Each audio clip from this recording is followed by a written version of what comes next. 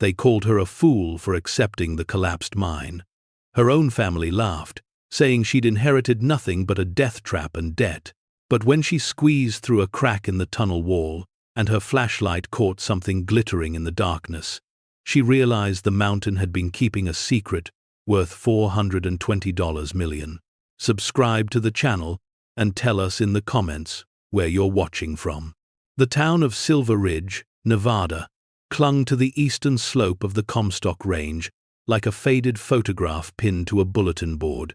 Once a thriving mining town in the 1800s, if you're enjoying this deep dive into the story, hit the subscribe button and let us know in the comments from where in the world you are watching from today. It had long since surrendered to time, its population dwindling to barely 300 souls, who remained either out of stubbornness or lack of anywhere else to go.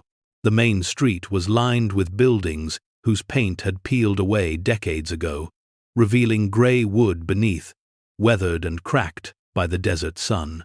By late autumn, when the wind came down from the mountains, it carried the smell of sage and dust and the promise of a hard winter ahead. Sarah Mitchell stood at the window of her small rented house on the edge of town, staring out at the November sky. The glass was cold against her fingertips, and beyond it, the world looked as gray and lifeless as she felt. She was 32 years old, though some days she felt twice that. Her dark hair was pulled back in a hasty ponytail, and her clothes, a faded pair of jeans and a sweater with a hole in the elbow, spoke of someone who had stopped caring about appearances long ago, not out of choice, but out of exhaustion. Behind her, in the cramped living room, her 6-year-old daughter Emma sat cross-legged on the worn carpet, coloring in a book she'd gotten from the library. The radiator clanked and hissed, doing its best to fight off the cold, but the house was drafty, and Sarah knew the heating bill would be brutal this month. She had already received 2 eviction notices, the latest one taped to her door just 3 days ago. She had until the end of the month to come up with $1,800, or she and Emma would be out on the street. The thought made her chest tighten with panic.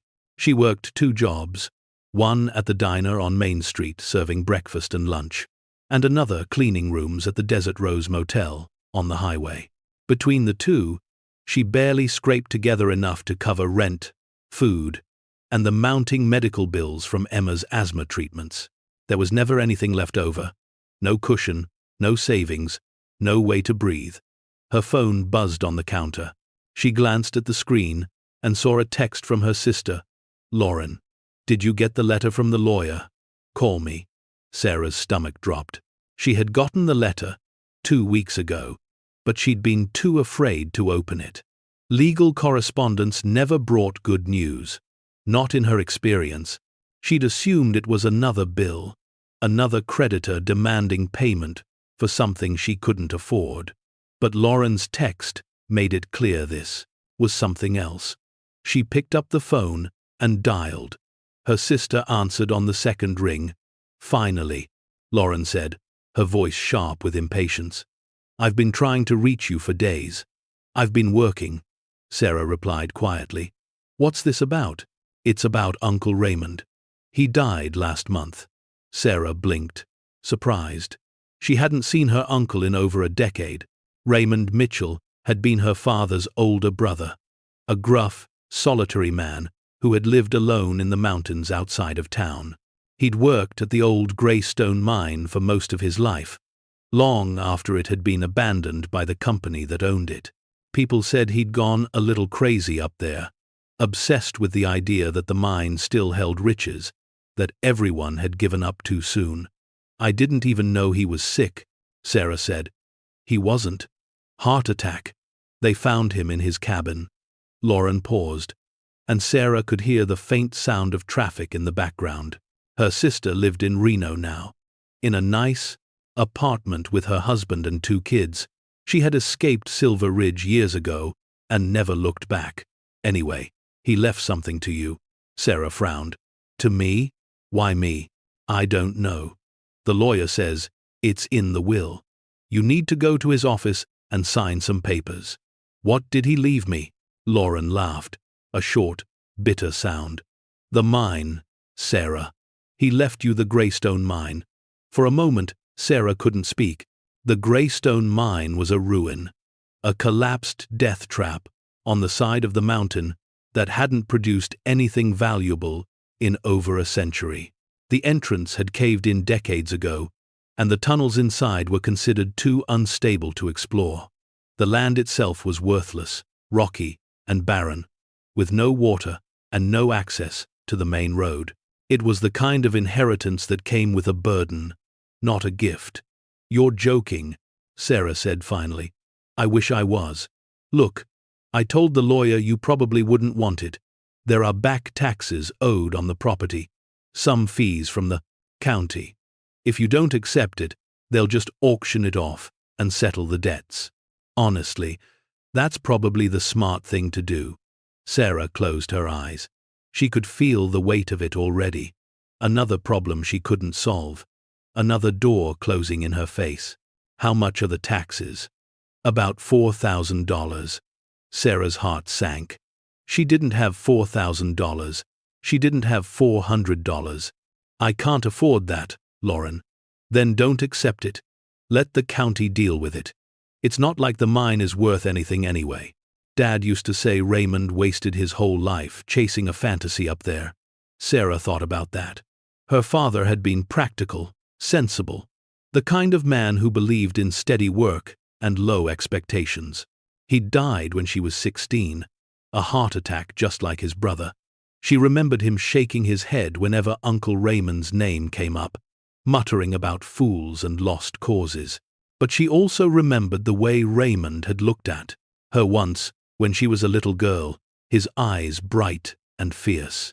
He'd told her that the world was full of people who gave up too soon, who listened to the voices that said it couldn't be done. "Don't ever be one of them. Sarah," he'd said, "promise me."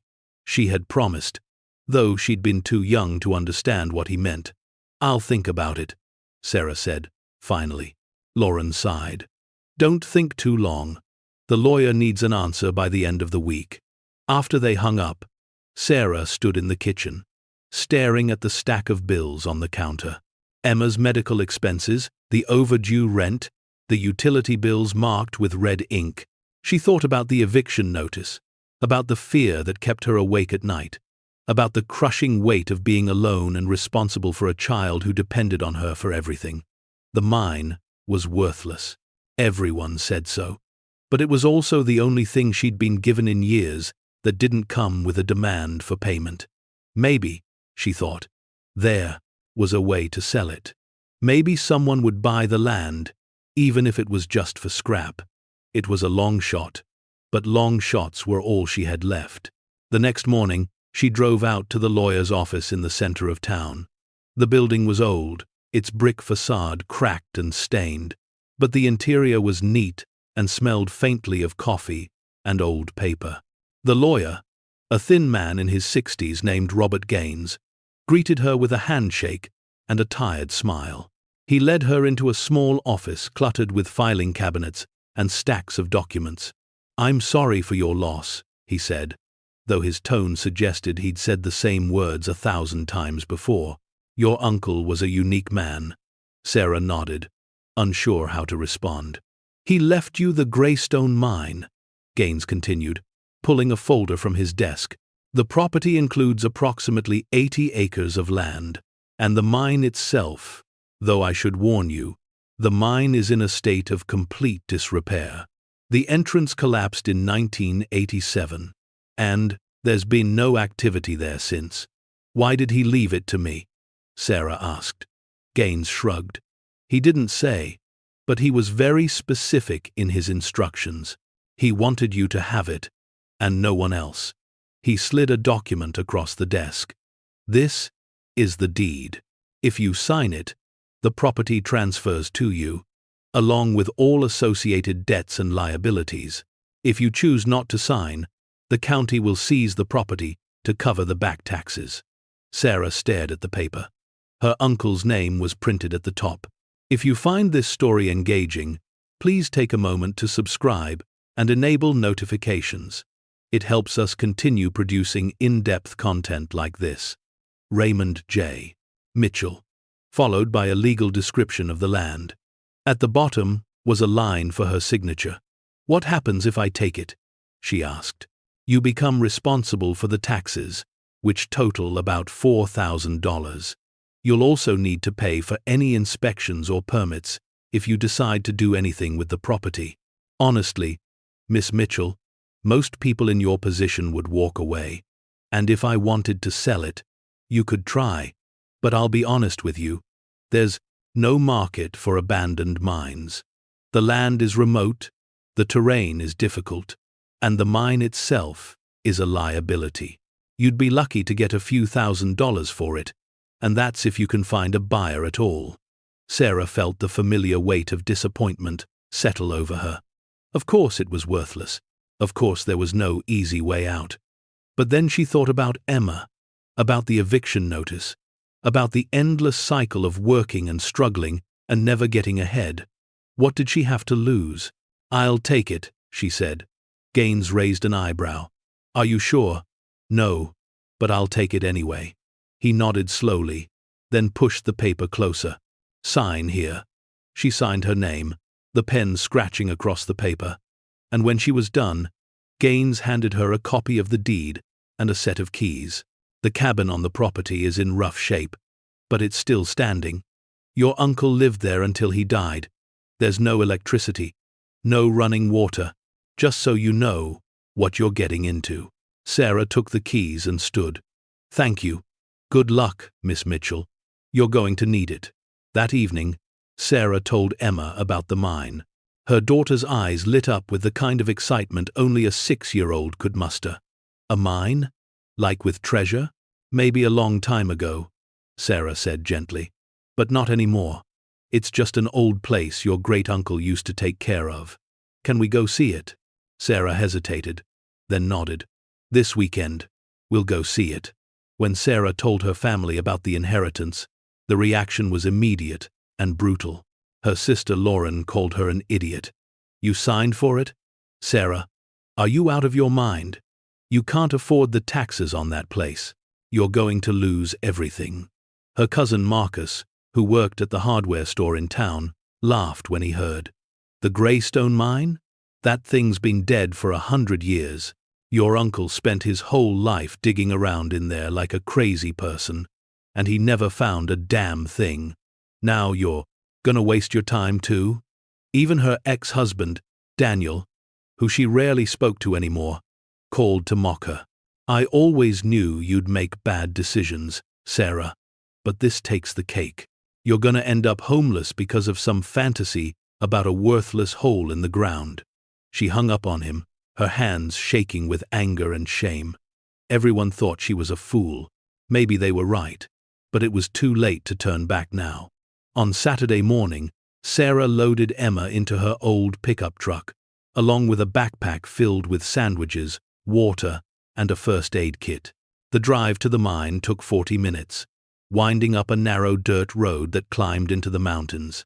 The landscape was harsh and beautiful, all red rock and scrub brush, with the occasional juniper tree clinging to the slopes. The air grew colder as they climbed, and by the time they reached the property, the sky had turned a pale, washed-out blue. The cabin stood at the edge of a clearing, a small, crooked structure made of weathered wood and corrugated metal. The roof sagged in the middle, and the windows were covered with sheets of plywood. Behind it, the mountain rose steeply, and halfway up the slope, Sarah could see the dark mouth of the mine entrance, or what was left of it. A pile of boulders and broken timbers blocked the opening, and a faded sign nailed to a post read, "Danger. No entry." Emma climbed out of the truck and stared up at the mountain. "It's big," she said softly. "It is," Sarah agreed. She felt a strange tightness in her chest as she looked at the cabin, at the mine, at the empty land around her. This was it. This was what her uncle had spent his life protecting, and now it was hers. They spent the morning exploring the property. The cabin was a mess inside, filled with old furniture, stacks of papers, and tools covered in rust. There was a wood stove in the corner, a narrow bed against the wall, and a table piled with maps and notebooks. Sarah picked up one of the notebooks and flipped through it.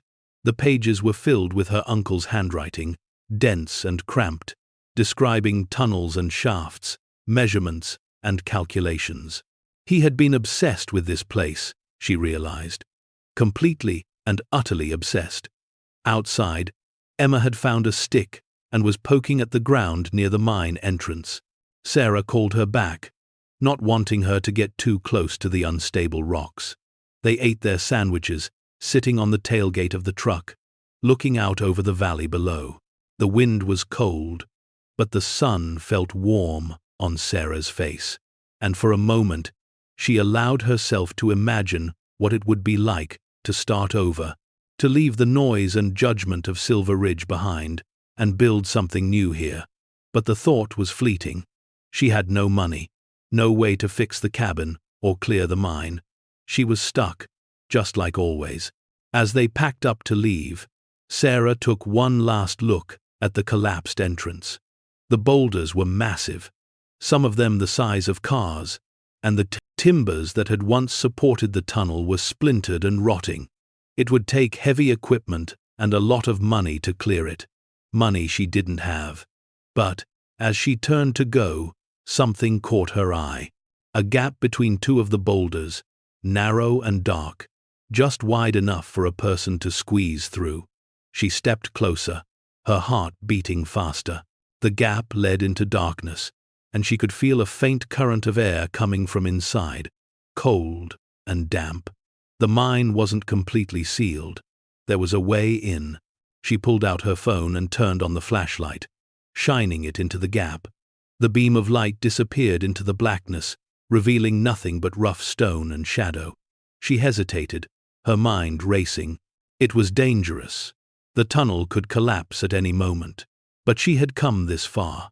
She had signed the papers, taken on the debt, ignored everyone who told her she was a fool. What was one more risk? "Mommy, what are you doing?" Emma asked, her voice small and uncertain. Sarah turned and forced a smile. "Nothing, sweetheart. Let's go home." But as they drove back down the mountain, the image of that dark gap stayed with her, and she knew, with a certainty that made her pulse quicken, that she would come back. She had to, because if there was even the smallest chance that her uncle had been right, that the mine held something worth finding, she couldn't afford to walk away. Not when she had nothing left to lose. The week that followed felt like a blur of routine and dread. Sarah worked her shifts at the diner and the motel, moving through the motions with the kind of numbness that came from too many sleepless nights. Every morning she woke before dawn, made breakfast for Emma, and walked her to school before heading to the diner. Every evening she returned home exhausted, barely able to summon the energy to help with homework or read a bedtime story. The eviction notice still hung on the refrigerator, a constant reminder of the deadline that was creeping closer. At work, the whispers had started. Sarah could hear them in the spaces between orders, in the way her co-workers glanced at her and then quickly looked away. Everyone in Silver Ridge knew she'd inherited the Greystone mine, and everyone had an opinion about it. "I heard she actually signed for it," one of the waitresses said, loud enough for Sarah to hear. "Can you believe that? She's got a kid to take care of, and she's wasting time on that death trap." The cook, a heavy-set man named Frank, who had worked at the diner for 30 years, shook his head as he flipped pancakes on the griddle. Her uncle was crazy, and now she's following in his footsteps. That mine's cursed. Hasn't produced anything since the 1,890 seconds. Everybody knows that. Sarah kept her head down, refilling coffee cups and taking orders, pretending she didn't hear them. But their words burrowed into her like splinters, sharp and painful. She wanted to shout at them, to tell them they didn't understand, that she had no other choice. But she didn't. She never did. At night, after Emma was asleep, Sarah sat at the kitchen table and pored over her uncle's notebooks. She'd brought several of them home from the cabin, and the more she read, the more she realized how deeply Raymond had believed in the mine. His entries were meticulous, detailing every tunnel he'd explored, every rock sample he'd collected, every theory he'd developed about where the remaining veins of silver might be hidden. He wrote about the old miners who had abandoned the site in 1892, convinced there was nothing left to find. But Raymond disagreed. They gave up too soon. He'd written in one entry, dated just 2 years before his death. The Comstock lode didn't end at the surface. It goes deeper. I know it does. I can feel it in the rock. Sarah traced her fingers over the words, feeling the weight of his conviction. He had spent decades searching, believing, hoping, and he had died alone, with nothing to show for it. Was she making the same mistake? Was she chasing the same impossible dream? But then she thought about the gap in the boulders, the faint current of air that suggested the tunnels inside were still open, still waiting. She couldn't stop thinking about it. On Thursday night, she made a decision. She would go back to the mine, not to search for silver or treasure, but to see what was inside, to understand what her uncle had been trying to protect. She owed him that much. And maybe, just maybe, she'd find something that could help her pay off the taxes and keep a roof over Emma's head.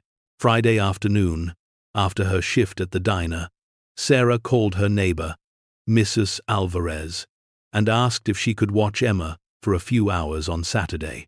The older woman agreed, though she gave Sarah a long, searching look. "You're going up to that mine, aren't you?" Sarah nodded. "I just want to see it. That's all." Mrs. Alvarez sighed. "Be careful, Mija. That place has taken enough from your family already." Saturday morning came cold and overcast, the sky a flat sheet of gray that promised rain. Sarah packed a small bag with a flashlight, a bottle of water, a jacket, and a crowbar she'd borrowed from the hardware store. She drove out to the mine alone, the truck rattling over the rough dirt road, her hands gripping the steering wheel so tightly her knuckles turned white. By the time she reached the cabin, the wind had picked up, and the air smelled of dust and coming storms. She stood at the base of the collapsed entrance, staring at the narrow gap between the boulders. It looked smaller than she remembered, barely wide enough for her to fit through. But the air coming from inside was stronger now, carrying with it the faint smell of earth and stone. She took a deep breath, pulled on the jacket, and squeezed through the gap. The rock scraped against her shoulders, and for a moment she felt a surge of panic, the fear of being stuck, of being buried alive. But then she was through, and the darkness closed around her like a fist. She clicked on the flashlight, and the beam cut through the blackness, revealing a narrow tunnel that stretched ahead into nothingness. The walls were rough-hewn, scarred with the marks of old tools, and the floor was uneven, littered with rocks and debris. The air was cold and damp, and she could hear the faint drip of water somewhere in the distance. She moved forward slowly, her footsteps echoing in the silence. The tunnel sloped downward, winding deeper into the mountain, and the further she went, the more oppressive the darkness became. Her flashlight felt like a fragile thing, a tiny point of light in an ocean of shadow. After what felt like an eternity, the tunnel opened into a larger chamber. Sarah stopped, shining the light around the space. The ceiling was high, supported by old wooden beams that creaked ominously under the weight of the mountain above. The walls were streaked with mineral deposits, dull and lifeless, and the floor was covered in a thick layer of dust. In the center of the chamber was an old mining cart, rusted and overturned, its wheels frozen in place. She walked around the chamber, examining the walls, looking for any sign of the silver her uncle had believed in. But there was nothing, just rock and dust and the lingering smell of decay.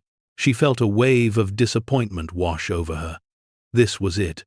This was what her uncle had spent his life searching for. An empty hole in the ground. She was about to turn back when her flashlight caught something on the far wall. A crack, narrow and jagged, running from floor to ceiling. She moved closer, her heart beating faster. The crack was wider than it looked, and when she pressed her face against it, she could feel air moving through, warmer than the air in the chamber. There was another space beyond this one. She wedged the crowbar into the crack and pushed, feeling the rock shift slightly. It took several minutes of effort, her muscles straining, her breath coming in ragged gasps, but eventually the crack widened enough for her to squeeze through. On the other side, the tunnel continued, narrower and more treacherous. The walls were closer here, pressing in on her, and the ceiling was so low she had to crouch as she moved forward. Her flashlight flickered once, and her heart stopped. If the battery died, she would be trapped in total darkness, with no way to find her way back. She considered turning around, but something drove her forward. A stubborn refusal to give up. The same refusal that had kept her going through every hardship, every failure. The tunnel opened into another chamber, smaller than the first, and this time, when she shone the light on the walls, she saw something that made her breath catch in her throat. The rock was different here. It glittered faintly, reflecting the light in tiny, scattered points. She stepped closer, her hands trembling, and touched the surface. It was rough and uneven, but unmistakable. This wasn't silver. It was something else, something that caught the light and held it, scattering it into 1,000 tiny rainbows. Her heart was pounding now, her mind racing. She didn't know what she was looking at, but she knew it was important. She pulled out her phone and took a picture, the flash illuminating the chamber in a brief, blinding burst. And then, because she couldn't help herself, she used the crowbar to chip away a small piece of the rock, wrapping it carefully in her jacket and tucking it into her bag. She had no idea if it was valuable, but she would find out. The climb back to the surface felt longer, the tunnels more oppressive, the darkness more suffocating. By the time she squeezed through the gap and emerged into the cold afternoon light, she was shaking, her clothes damp with sweat, her lungs burning. She sat on a rock near the entrance, clutching her bag, and let the wind cool her skin. She had done it. She had gone into the mine and come out, alive, and she had found something. That night, after picking up Emma from Mrs. Alvarez's house, Sarah sat at the kitchen table and stared at the piece of rock she'd brought back. In the light of the kitchen, it looked dull and unremarkable, just another piece of stone. But she remembered the way it had glittered in the darkness, and she knew she had to find out what it was. On Monday, she took the rock to a jeweler in Reno, a small shop tucked into a strip mall on the edge of the city. The jeweler was an old man with thick glasses and a magnifying loupe that made his eye look enormous. He examined the rock for a long time, turning it over in his hands, holding it up to the light. Finally, he set it down and looked at Sarah. "Where did you get this?" "From a mine," she said cautiously. "An old mine near Silver Ridge." He nodded slowly. "This is a diamond. A rough diamond, uncut and unpolished, but a diamond nonetheless." Sarah felt the world tilt beneath her. "Are you sure?" "Absolutely. It's not a particularly large stone, maybe 2 carats, but it's real. And if you found this in a mine, there's a good chance there are more." Sarah drove back to Silver Ridge in a daze, her mind spinning. Diamonds, not silver, diamonds. Her uncle hadn't been chasing a fantasy. He'd been right all along. The mine held treasure, not the kind anyone had expected, but treasure nonetheless. And if there was one diamond, there could be dozens, hundreds, maybe more, but she couldn't tell anyone. Not yet. Not until she knew for sure. If word got out, people would come, claim jumpers and opportunists. The same people who had mocked her would try to take it from her. She had to keep it a secret. She had to go back, Over the next 2 weeks, Sarah returned to the mine every chance she got. She told Mrs. Alvarez she was cleaning out the cabin, sorting through her uncle's things. She told Emma they were fixing up the property. But the truth was, she was exploring the tunnels, mapping them out, searching for more diamonds. And she found them. Not many, but enough to know this was real. Small, rough stones embedded in the rock, glittering faintly in the beam of her flashlight. She collected them carefully, wrapping each one in cloth and hiding them in a metal box she kept under the floorboards of the cabin. But the work was dangerous. The tunnels were unstable, the air thick with dust, and more than once she had to scramble back as rocks shifted and groaned above her. She knew she was taking a risk, but she couldn't stop. This was her chance, her one chance to change everything. Then, on a cold Tuesday morning, her cousin Marcus showed up at the mine. Sarah was inside the cabin, sorting through her uncle's maps, when she heard the sound of a truck engine. She looked out the window and saw Marcus climbing out of his pickup, his expression hard and angry. "What are you doing here?" Sarah asked, stepping outside. "I could ask you the same thing," Marcus shot back. "People in town are saying you've been spending a lot of time up here. Thought I'd come see what you're up to." "I'm just cleaning the place out, like I told everyone."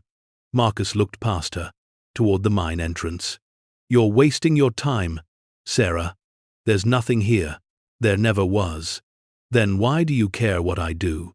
He took a step closer, his voice dropping. "Because you're making the family look bad. People think you've lost your mind, just like your uncle, and I don't want to be associated with that." Sarah felt a surge of anger. "You don't get to tell me what to do, Marcus. This is my property, for now, but you can't afford the taxes, can you? And when you lose it, the county's going to auction it off. Maybe I'll buy it myself. Get rid of this eyesore once and for all." He turned and walked back to his truck, leaving Sarah standing alone in the cold. She watched him drive away, her hands clenched into fists. He didn't believe her. None of them did. But that was fine. Let them think she was crazy. Let them laugh. She would prove them all wrong. That night, Sarah sat at the kitchen table and counted the diamonds she'd collected. There were 12 of them, each one small and rough, but undeniably real. She had no idea what they were worth, but she knew it was more than the $4,000 she owed in taxes, maybe much more. She thought about her uncle, about the years he'd spent searching, the loneliness and ridicule he'd endured, and she understood, for the first time, why he'd never told anyone. Because the moment you shared the truth, it became a target. And she wasn't ready to be a target. Not yet. The storm came on a Friday night, sweeping down from the mountains with a fury that shook the walls of Sarah's small house. Rain hammered the roof, and the wind howled like something alive and angry. Emma was asleep in her room, curled under a pile of blankets, but Sarah lay awake, staring at the ceiling, listening to the storm. She couldn't stop, thinking about the mine, about the diamonds hidden in the rock, about the impossible possibility that she might actually have a way out. But doubt gnawed at her. What if she was wrong? What if the diamonds weren't as valuable as she hoped? What if there weren't enough of them to make a difference? She had been surviving on hope for so long that she didn't trust it anymore. Hope was a dangerous thing. It made you believe in miracles, and miracles, in Sarah's experience, almost never came true. By morning, the storm had passed, leaving the town washed clean and gleaming under a pale sky. Sarah made breakfast for Emma, walked her to school, and then drove to the diner for her shift. The routine was comforting, a way to silence the questions that filled her mind. But the whispers at work had grown louder. Sarah could feel the weight of judgment pressing down on her from all sides. During her break, she sat in the back alley with a cup of cold coffee, trying to steady her nerves. That's when Frank, the cook, came out to smoke a cigarette. He leaned against the wall and looked at her with something that might have been pity. "You know people are talking, right?" he said. Sarah nodded. "I know. They think you're losing it. Going up to that mine all the time. It's not healthy, Sarah." She set down her coffee and looked at him. "What if I told you there was something there? Something real?" Frank took a long drag from his cigarette and shook his head. "Then I'd say, you're in deeper than I thought. That mine's been picked clean for 100 years. Your uncle wasted his life on it, and now you're doing the same thing. You've got a kid to think about." "I am thinking about her," Sarah said, her voice tight. "I'm thinking about her every single day. I'm thinking about the eviction notice on my fridge and the medical bills I can't pay, and the fact that no matter how hard I work, it's never enough. So yeah, maybe I'm crazy, but at least I'm trying." Frank didn't answer. He just finished his cigarette, crushed it under his boot, and went back inside. Sarah sat there for a long time, her hands shaking, before she finally forced herself to stand and go back to work. That weekend, Sarah made the decision to take Emma with her to the mine. She couldn't keep leaving her daughter with Mrs. Alvarez every time she went up the mountain, and part of her wanted Emma to see the place, to understand why it mattered. They packed a lunch and drove out in the early morning light, the truck bouncing over the rough road. When they arrived, Emma's eyes went wide. "It's so big," she said, staring up at the mountain. "Can we go inside?" "Not all the way," Sarah said, "but I'll show you the entrance." They walked up to the collapsed mouth of the mine, and Sarah pointed to the narrow gap between the boulders. "That's where I've been going. There are tunnels inside, and they go deep into the mountain. Is it scary? Sometimes, but it's also amazing. Your great-uncle spent his whole life exploring this place. He believed there was something special here, something no one else could see." Emma reached out and touched one of the boulders, her small hand pale against the dark stone. "Do you think he was right?" Sarah crouched down beside her daughter and looked into her eyes. "I know he was right." They spent the rest of the day at the cabin. Sarah showed Emma the maps and notebooks, explaining how her uncle had charted every tunnel, every shaft, every chamber. Emma listened with the kind of rapt attention only a child could give, asking questions and tracing the lines on the maps with her finger. For the first time in weeks, Sarah felt something like peace. But that peace was shattered on Monday morning when Sarah received a call from the county tax office. The woman on the other end of the line was brisk and impersonal. "Miss Mitchell, this is a courtesy call to remind you that your property taxes are overdue. If payment is not received by the end of the month, the property will be seized and sold at auction." "I'm working on it," Sarah said, her throat tight. "I just need a little more time. I'm sorry, but the deadline is firm. No extensions." After the call ended, Sarah sat at the kitchen table with her head in her hands. She had 2 weeks. 2 weeks to come up with $4,000, or she would lose everything. She thought about the diamonds hidden under the cabin floor. She had enough to pay the taxes, she was sure of it. But selling them would mean revealing the truth, and once the truth was out, there would be no going back. People would come. Her family, the town, strangers drawn by the promise of wealth. The mine would no longer be hers. And yet, what choice did she have? That night, Sarah made the decision. She would take the diamonds to a dealer in Las Vegas, someone far enough away that word wouldn't spread back to Silver Ridge. She would sell just enough to pay the taxes and keep the rest hidden. It was risky, but it was the only way. She called Mrs. Alvarez and asked if Emma could stay with her for a few days. The older woman agreed, though she sounded worried. "Where are you going?" "Las Vegas. Just for a couple days. I'll be back before you know it." The drive to Las Vegas took 6 hours, the highway cutting through endless stretches of desert under a sky so blue it hurt to look at. Sarah drove with the metal box on the seat beside her. wrapped in a blanket to keep it from rattling. She had never been to Las Vegas before, and the city overwhelmed her with its noise and lights, and sheer, relentless energy. She found a small hotel off the Strip, cheap and anonymous, and spent the night staring at the ceiling, too anxious to sleep. The next morning, she went to a diamond dealer, recommended by the jeweler in Reno. The shop was tucked into a nondescript office building, its entrance marked only by a small brass plaque. Inside, a man in his 50s sat behind a desk, examining a stone through a loop. He looked up when Sarah entered, his expression neutral. "Can I help you?" Sarah set the metal box on the desk and opened it. "I need these appraised." The man's eyes widened slightly as he saw the diamonds. He picked up one of the stones, held it to the light, and examined it carefully. Then, he set it down and looked at Sarah. "Where did you get these?" "From a mine. An old mine in Nevada." He nodded slowly, his expression unreadable.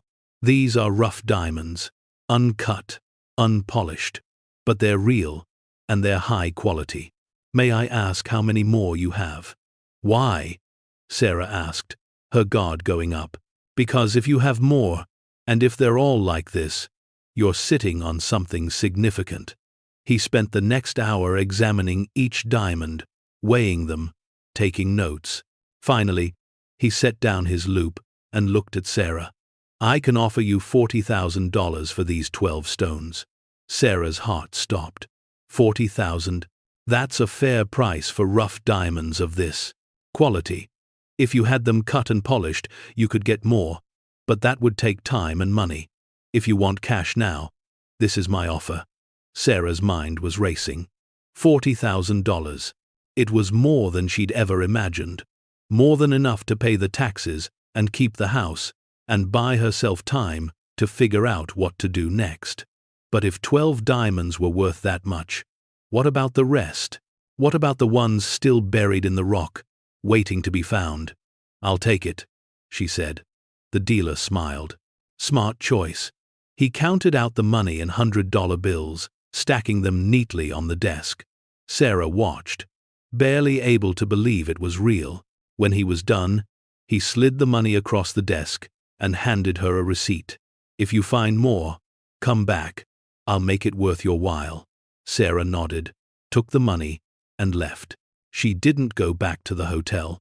She drove straight out of the city, the cash in a bag on the seat beside her, her hands gripping the steering wheel, so tightly they ached. She couldn't stop shaking. She had done it. She had taken the first step, and there was no turning back now.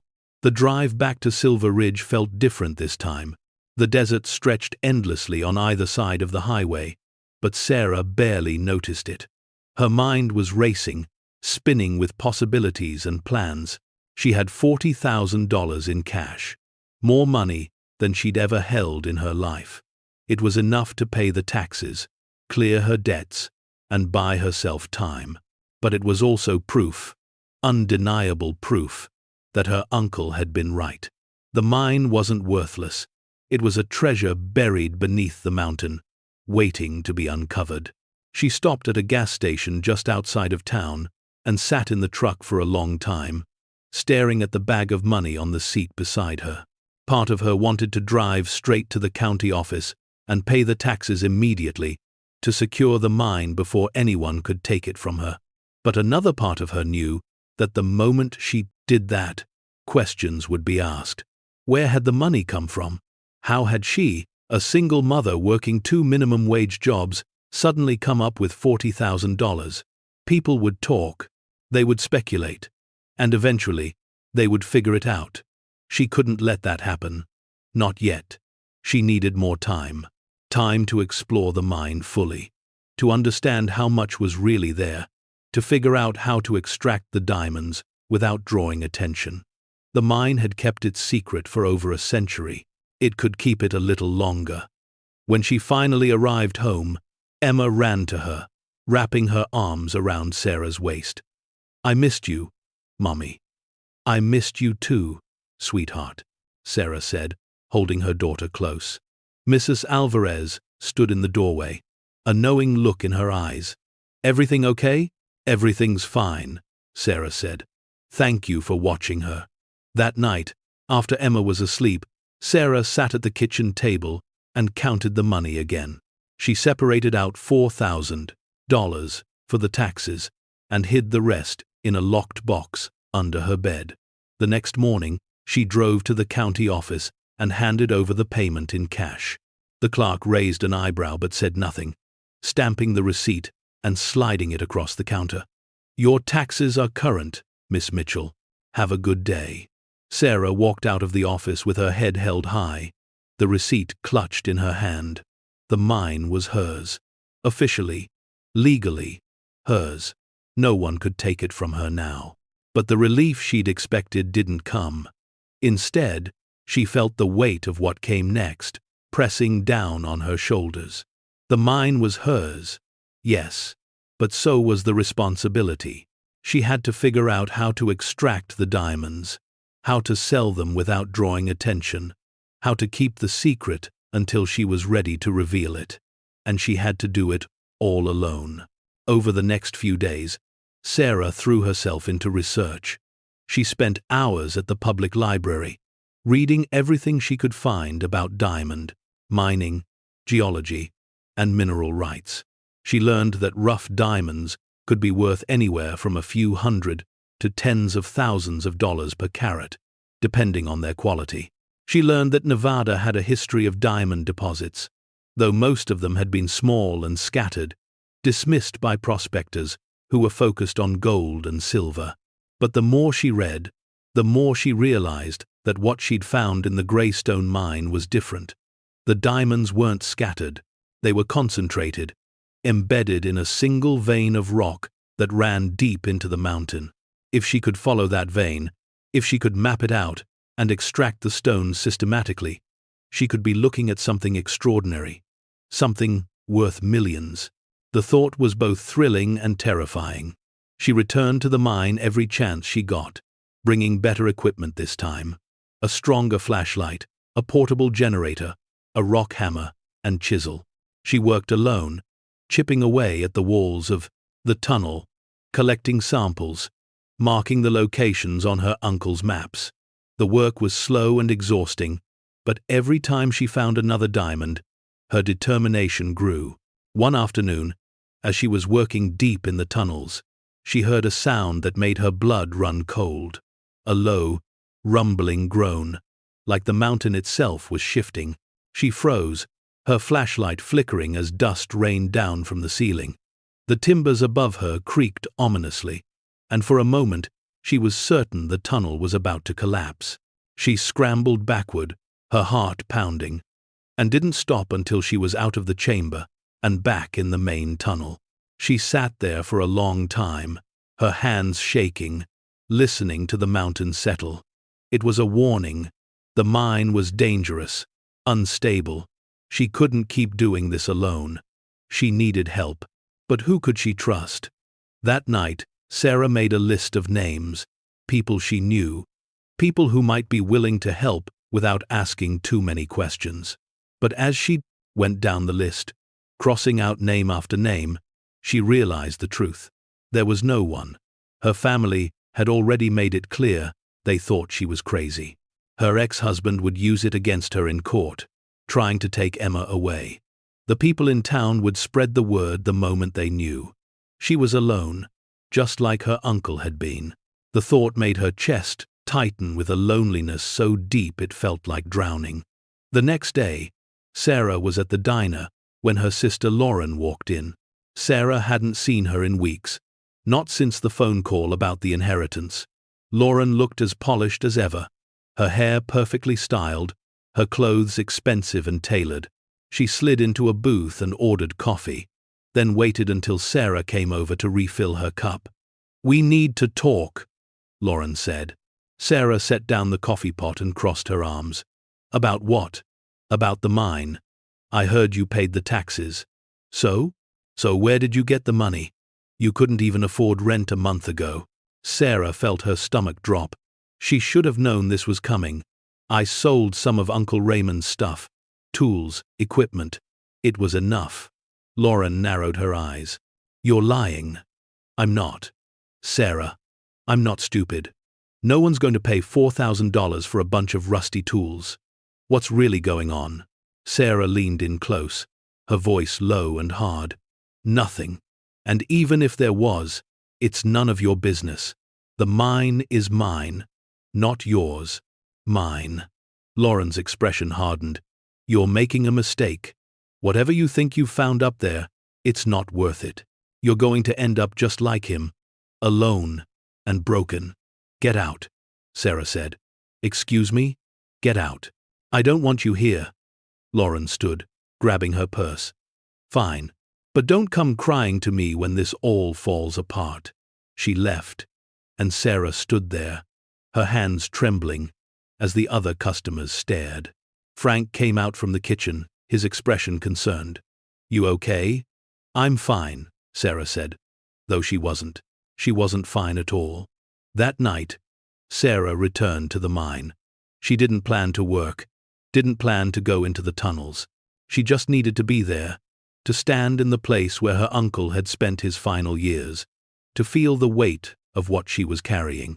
The wind was cold, whipping through the trees, and the sky was clear and full of stars.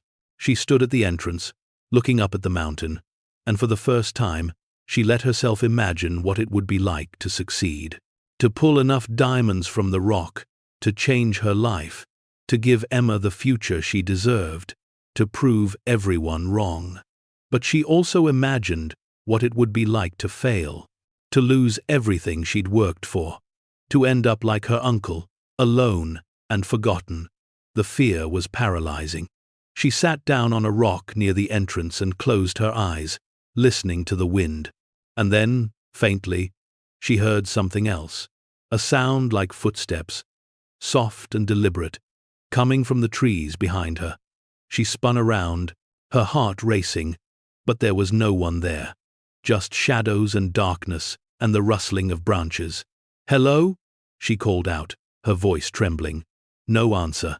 She waited, her pulse pounding in her ears, but the sound didn't come again. Maybe it had been an animal, or maybe it had been her imagination, but as she walked back to her truck, she couldn't shake the feeling that she was being watched. The weeks that followed blurred together into a rhythm of secrecy and exhaustion. Sarah worked her shifts at the diner and the motel, came home to Emma, and then, whenever she could, drove out to the mine under cover of darkness. She had begun to feel like a thief in her own life, sneaking around, hiding the truth from everyone she knew. The weight of it pressed down on her constantly, a burden she carried alone. But the diamonds kept coming. Slowly, painstakingly, she chipped them from the rock, each one a small victory. She stored them in the metal box under the cabin floor, and every time she added a new stone to the collection, she felt a surge of hope. This was real. This was happening. She was doing it. But the mine was taking its toll. Her hands were covered in cuts and bruises. Her back ached from hours spent crouched in the narrow tunnels, and the dust from the rock had begun to irritate her lungs.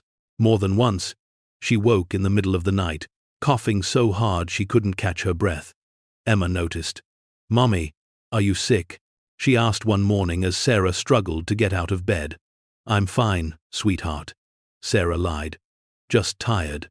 But she wasn't fine, and she knew it.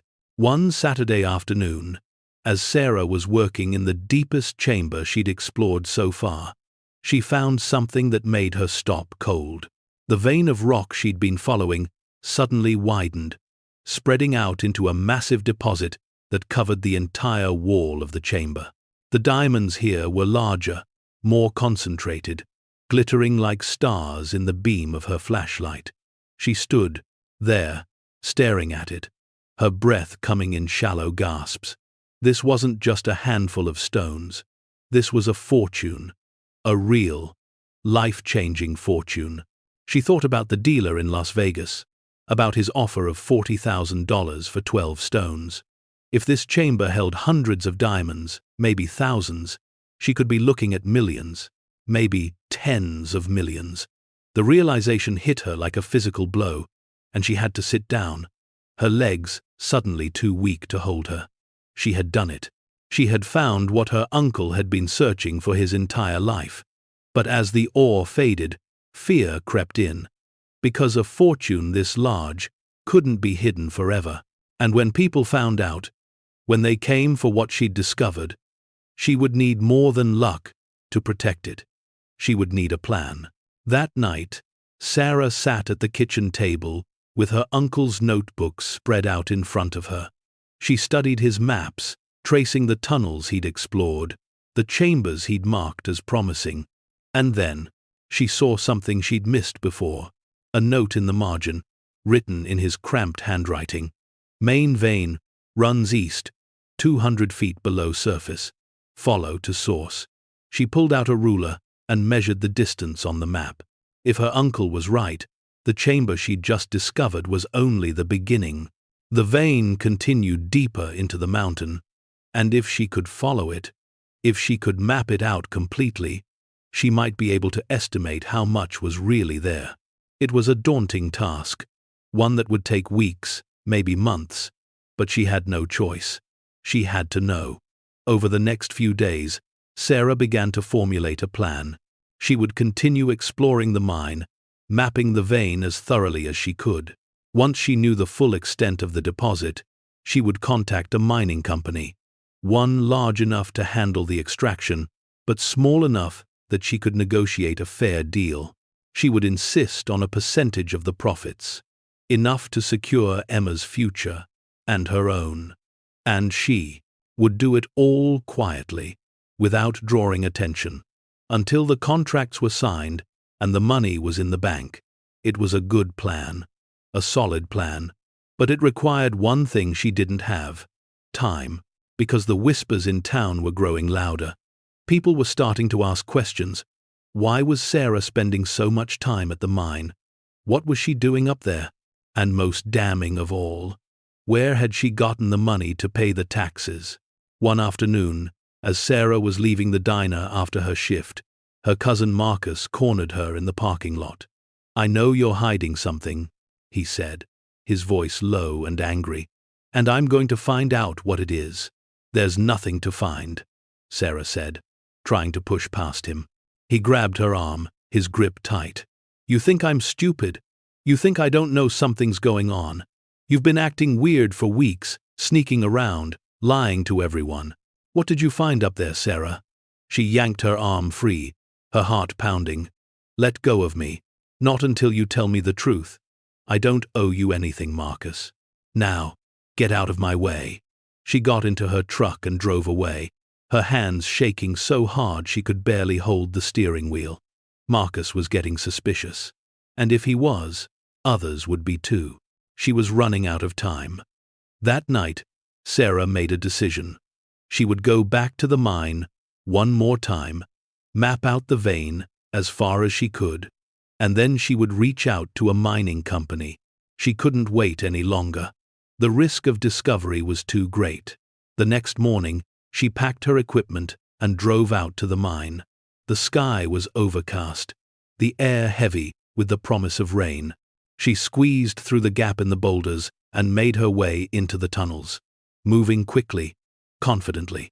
She knew the way by heart now, every twist and turn, every chamber and shaft.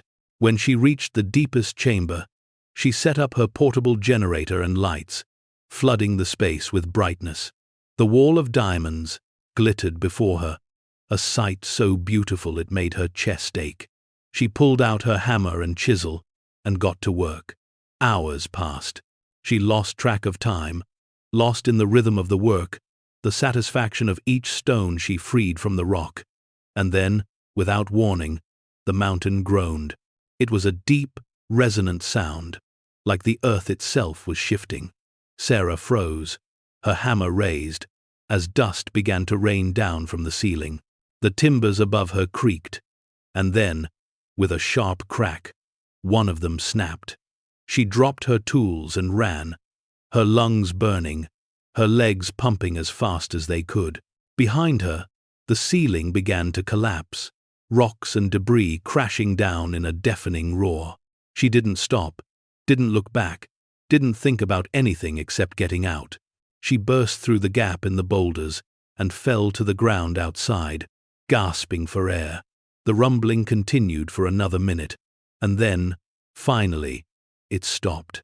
Silence. Sarah lay there, her body trembling, her ears ringing. When she finally found the strength to stand, she looked back at the entrance. The gap was gone, buried under a pile of fresh rubble. The mine had collapsed, and with it, her only way back to the diamonds. For a long moment, Sarah couldn't move. She stood in the cold afternoon light, staring at the pile of rubble that now blocked the entrance to the mine, and felt the world tilt beneath her. All of it. The weeks of work, the hours spent in the darkness, the cuts and bruises and exhaustion, all of it was buried now, sealed behind tons of rock. The diamonds were still there, glittering in the depths of the mountain, but she couldn't reach them. Not alone, not without help. She sank to the ground, her legs giving out, and pressed her hands to her face. For the first time in weeks, she let herself cry, not quietly, but in great, wrenching sobs that tore through her chest and left her gasping for air. She cried for herself, for her daughter, for the impossible weight of trying to hold everything together when everything kept falling apart. She cried for her uncle, for the years he'd spent searching, for the loneliness he must have felt. And she cried because she didn't know what to do next. The sun was setting by the time she finally pulled herself together. She wiped her face, took a shaky breath, and stood. The mine was collapsed, yes, but it wasn't gone. The diamonds were still there, waiting.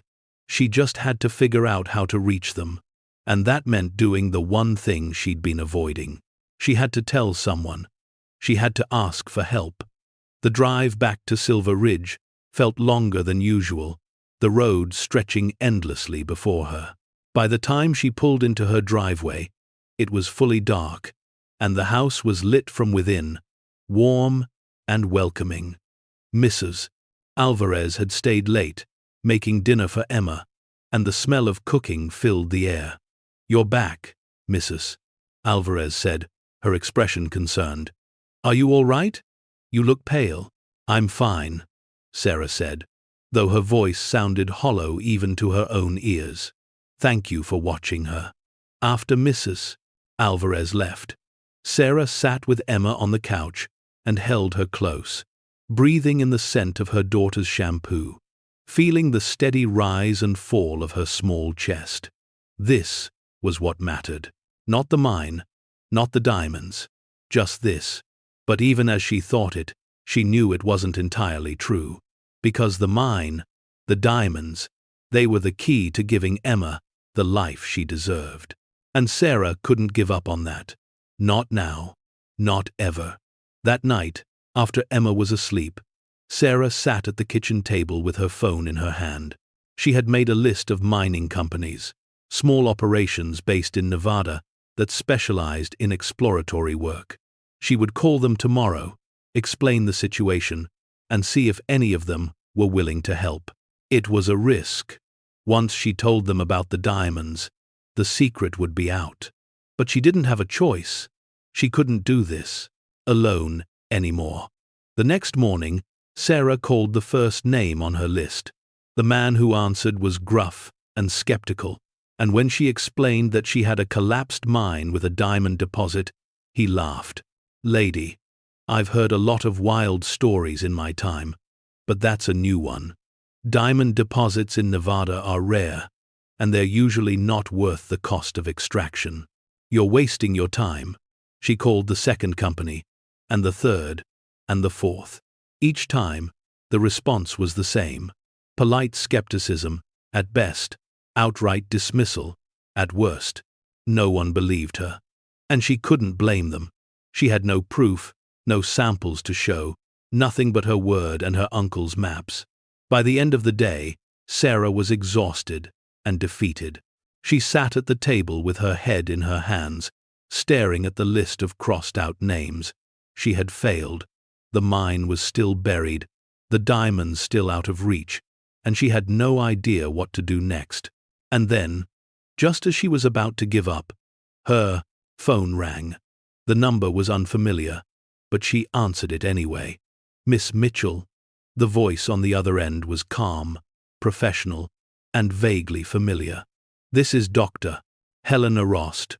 I'm a geologist with the Nevada Bureau of Mines. I received a call from one of the companies you contacted today. They mentioned you've been asking about diamond deposits. Sarah's heart skipped a beat. Yes, I have a mine, the Greystone Mine near Silver Ridge. I found diamonds there, but the entrance collapsed. I need help clearing it. There was a pause on the other end of the line. The Greystone Mine. I'm familiar with it. It was abandoned in the 1892, correct? Yes. And you're certain you found diamonds? I'm certain. I had one appraised. It was real. Another pause, longer this time. Miss Mitchell, I'd like to come see the site. If what you're saying is true, it could be significant. Very significant. Sarah felt a surge of hope so strong it made her dizzy. When can you come? Tomorrow. I'll be there by noon. After the call ended, Sarah sat in stunned silence. Someone believed her. Someone was willing to help. For the first time in weeks, she felt like she could breathe. The next day, Sarah drove out to the mine early, wanting to make sure everything was ready. She walked around the property, checking the cabin, clearing debris, trying to make the place look as presentable as possible. When a white SUV pulled up at noon, she felt her nerves kick in. Dr. Helena Rost was in her 50s, with short gray hair and sharp, intelligent eyes. She wore hiking boots, cargo pants, and a weathered jacket, and she carried a leather satchel over one shoulder. She shook Sarah's hand firmly and introduced herself. Thank you for agreeing to meet me, Sarah said. Thank you for calling. Let's take a look at what you've found. Sarah led her to the collapsed entrance, explaining how she'd been exploring the tunnels, how she'd found the diamonds, how the ceiling had given way. Dr. Rost examined the rubble carefully, running her hands over the rocks, studying the way they'd fallen. This is recent, she said, probably triggered by vibrations or shifting weight. The mine was already unstable. Can it be cleared? Sarah asked. Yes, but it will take equipment and expertise, and it won't be cheap. Sarah's heart sank. How much? Tens of thousands of dollars. Maybe more, depending on how much needs to be shored up to make it safe. Sarah felt the familiar weight of hopelessness settle over her. She didn't have tens of thousands of dollars.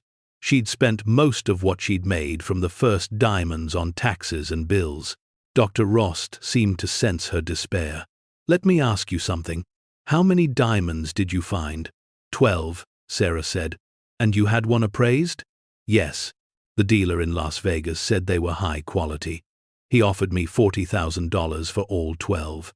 Dr. Rost's expression changed, her eyes widening slightly.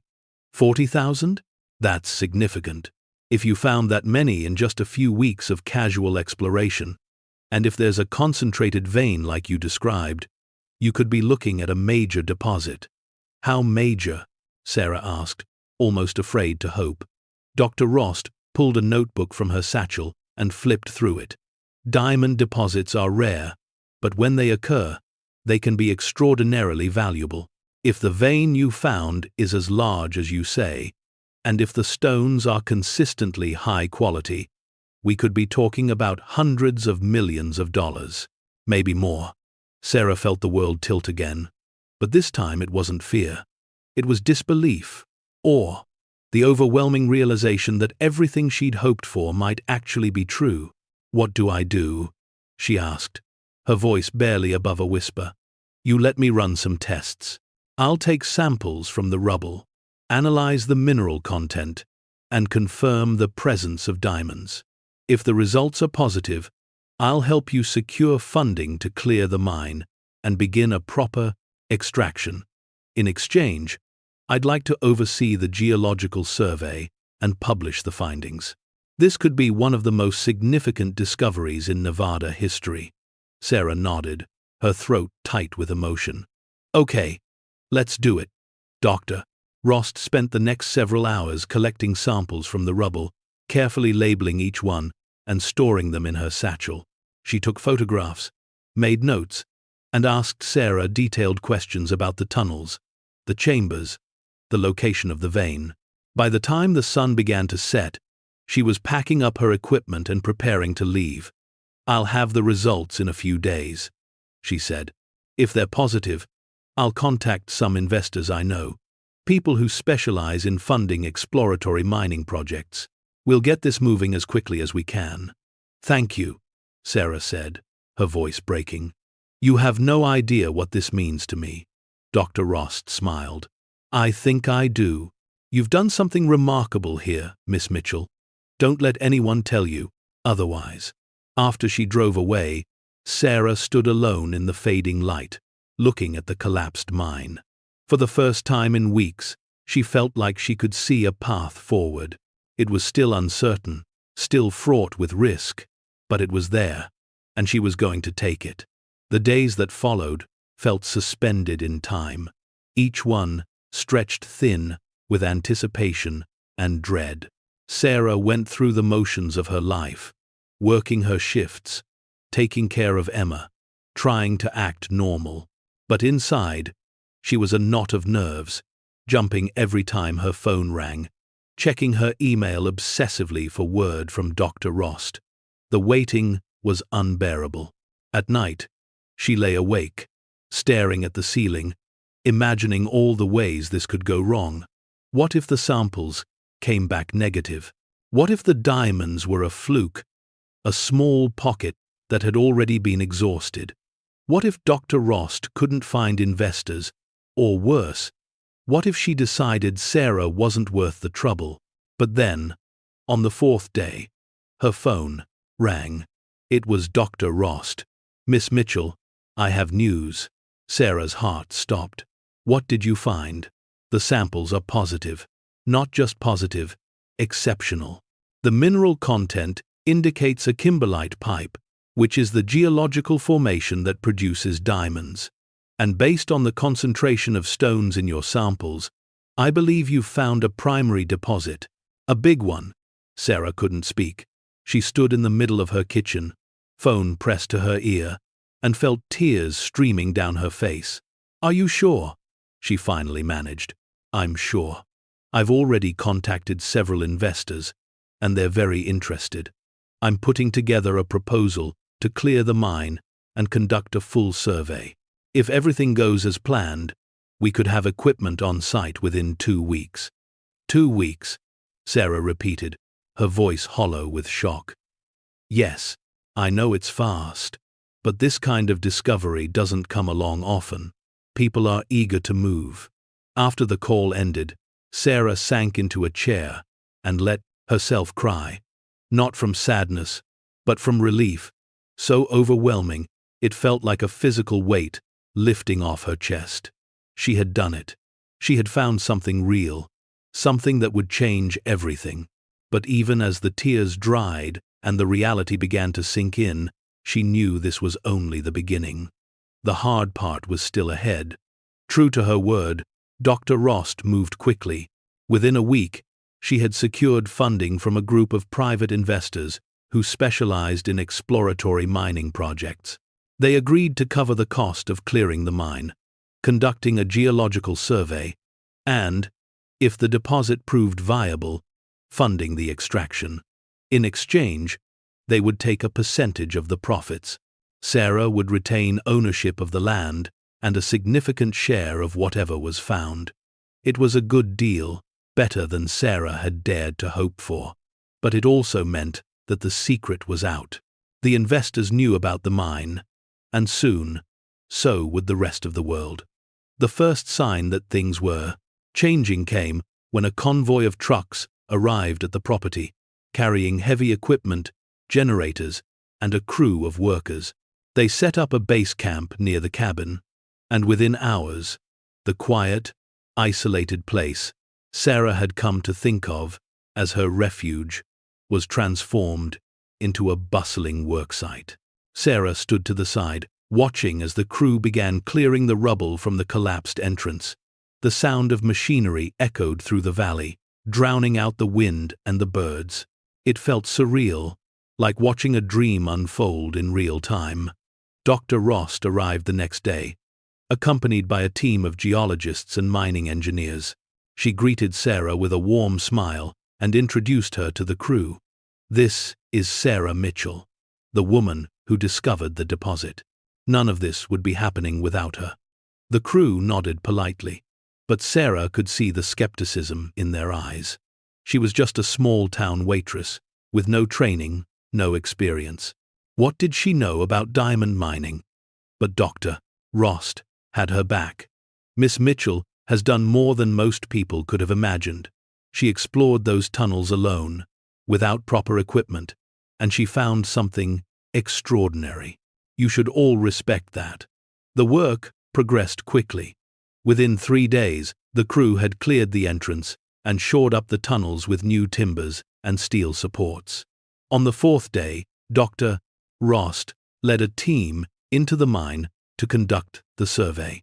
Sarah wanted to go with them, but Dr. Rost insisted she stay outside. "It's too dangerous," she said gently. "The tunnels are still unstable, and we can't risk having civilians in there.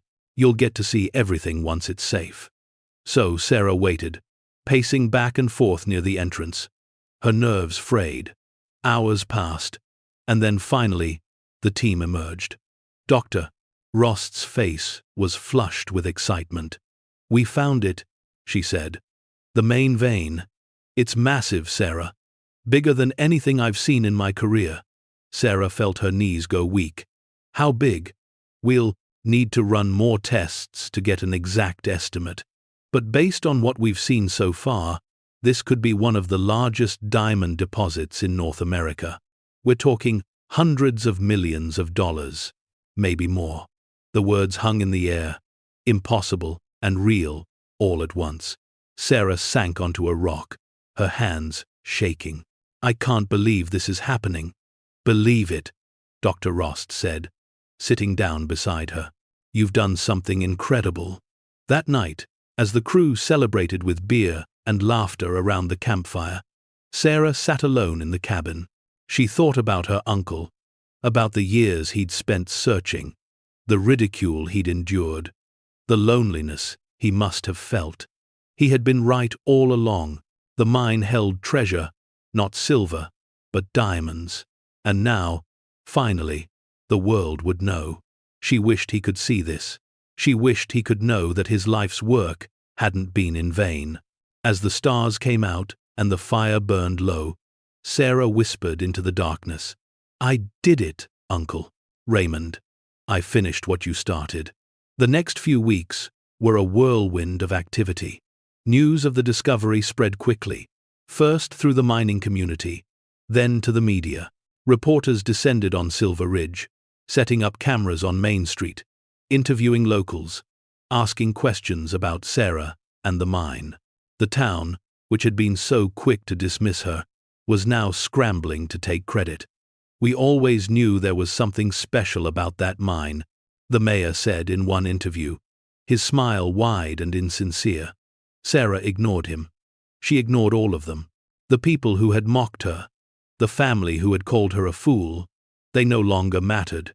She had proven them wrong, and that was enough. But not everyone was celebrating. One evening, as Sarah was leaving the diner after a shift, her cousin Marcus blocked her path. His face was red with anger, his eyes hard. "You think you're so smart, don't you?" he said. "You think you've won." "I'm not trying to win anything, Marcus. I'm just trying to take care of my daughter." "Bullshit. You've been playing us all along, keeping secrets, acting like you didn't know what was in that mine. You knew the whole time." "I didn't know," Sarah said, her voice steady. "I hoped. There's a difference." "You're going to regret this," Marcus said, stepping closer. "You think those investors are going to let you keep all that money?" You think they're not going to screw you over the first chance they get? That's my problem, not yours. Now get out of my way." Marcus stared at her for a long moment, then spat on the ground at her feet and walked away. Sarah stood there, her heart pounding, but she didn't feel afraid. She felt angry. Angry at the people who had doubted her. Angry at the world that had tried to break her. But she also felt something else. She felt strong. A few weeks later, the geological survey was completed, and the results were even better than expected. The deposit was massive, stretching deep into the mountain, with an estimated value of over $420 million. The news made headlines around the world. Single mother discovers $420 million diamond mine, read one headline. Nevada woman strikes it rich, read another. Overnight, Sarah became a celebrity. She was invited to appear on talk shows, offered book deals, contacted by Hollywood producers who wanted to make a movie about her life. It was overwhelming, surreal, and more than a little terrifying. But through it all, Sarah stayed grounded. She hired a lawyer to protect her interests, made sure the contracts with the investors were fair, and set up a trust fund for Emma. She paid off her debts, bought a modest house in a quiet neighborhood, and enrolled Emma in a good school. And she donated a portion of the profits to the town of Silver Ridge, funding a new library and a scholarship program for low-income students. When the mine officially opened for extraction, Sarah was invited to cut the ribbon. She stood at the entrance, flanked by Dr. Rost and the investors, and looked out at the crowd that had gathered. Her sister Lauren was there, her face tight with envy. Marcus stood at the back, his arms crossed, glowering. But Sarah didn't care. She held Emma's hand and smiled. "This mine was discovered by my uncle, Raymond Mitchell," she said, her voice steady. "He spent his life searching for something the world told him didn't exist. He died alone, without recognition, without reward. But he was right. And today, we honor his memory." The crowd applauded, and Sarah cut the ribbon. The mine was open. The diamonds would be extracted, sold, and turned into jewelry that would adorn the hands and necks of people around the world. But for Sarah, the real treasure wasn't the diamonds. It was the knowledge that she had survived, that she had fought for what she believed in, even when everyone told her she was wrong, that she had given her daughter a future. As the crowd dispersed and the sun began to set, Sarah stood alone at the entrance to the mine, looking up at the mountain. The wind whispered through the pines, and for a moment, she thought she heard her uncle's voice. "You did good, Sarah," she smiled, tears streaming down her face. "I know, Uncle Raymond, I know." Years later, long after the mine had been exhausted and the tunnels sealed, Sarah would sit with Emma and tell her the story. She would tell her about the collapsed entrance, the glittering vein of diamonds, the long nights of doubt and fear. And she would tell her the most important lesson of all, that sometimes the world tries to convince you that your dreams are worthless, that the things you hope for don't exist. But if you believe, if you fight, if you refuse to give up, you can prove the world wrong. And when you do, the reward is sweeter than any treasure. Thank you so much for watching until the end. If you loved this story, check out the other videos on your screen now. I think you'll really enjoy them. And don't forget to subscribe if you haven't already. See you in the next story.